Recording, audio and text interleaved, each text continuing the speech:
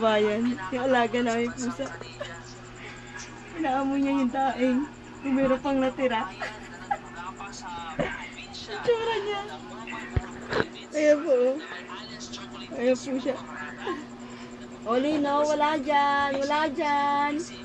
Wala dyan. Wala dyan, wala dyan, wala dyan. Baba. Baba, baba, baba na. Baba na. Hindi na niya. Hindi yung mga kababayan. Pusa namin. Wala dyan ang daing. Amoy po siya ng amoy kanina pa eh. Hinahanap niya talaga. Nakasangkaran, amoy niya. Sa likod ko sinartan, hindi siya. Ayun na, ayun na, ayun na. Naamoy niya talaga. Oo. Sangkaran talaga sa likod niya. Sangkalan. Sa tagtaran. Sa chopping board. May amoy pa ba? Baba na dyan. Wala naman dyan yung daing. Halika na, baba na. Ano? Asaan? Asan yung amoy? Uli. Ano yun? Ano yun? Ano yun? Tush, talaga. Ano? Kamusta yung pang-amoy-amoy mo? Ha? Kaya pa? Ano? Bigo ka na naman. Ha? Ito na may tsura mo. Ikaw yan. Opo, ikaw yan. Amoy-amoy na naman siya. Ayan o. Nagumagalaw yung ilong o. Oo. Saan na?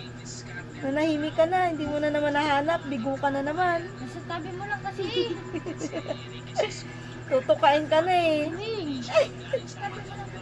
Tutukain ka na. Parang ano talaga siya eh. Ay nako, Oli. Ang talas ng ano mo talaga eh. Ayan, pinaglalaroan ka na naman. Ano?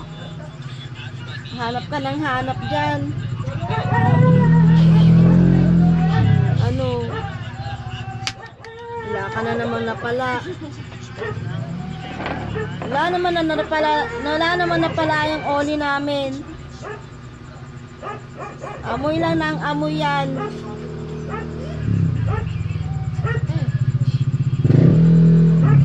Ano? Inaaway na naman ikaw? Pinipiko na naman ikaw?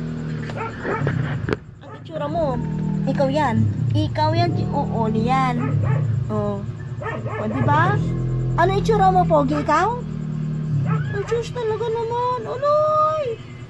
Ang itsura ng alaga namin. Nabigo na naman sa paghahanap ng ulam na daing. Diba? Sa baho ng daing. Yung amoy po ng daing mga kababayan, ang tindi ng amoy talaga nun. Kaya pinakainan sa mga alaga namin. Yung pusa namin di mapakali, nabitin. Kung makita nyo lang kanina, hindi ko na nabidyohan. Sayang po mga kababayan. Tatawa ka lang po talaga sa pusa na to. Lahat na lang aamoy, lahat ng tupperware.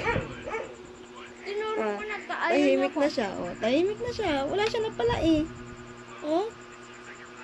Pero, Diyos ko, ano nangyari kay Oli? Ganyan po siya. Aligaga na naman. Kung saan na naman niya mahagilap yung amoy. Bigo na naman ang bata-batuta.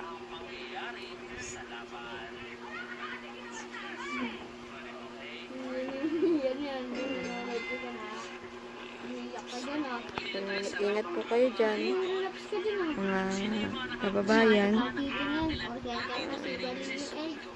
Hintayin nyo lang po ulit ang susunod na video ko. Tukusan po ulit ang pusa na to. Sayang lang po, di ko po na-videohan yung una talaga. Grabe yung pang amoy-amoy niya. Bago po siya tumuntun sa lababo namin. So mag-ingat po kayo dyan mga kabayan. Ganit na lang po yung video ko sa makulit na pusa na to. Bye.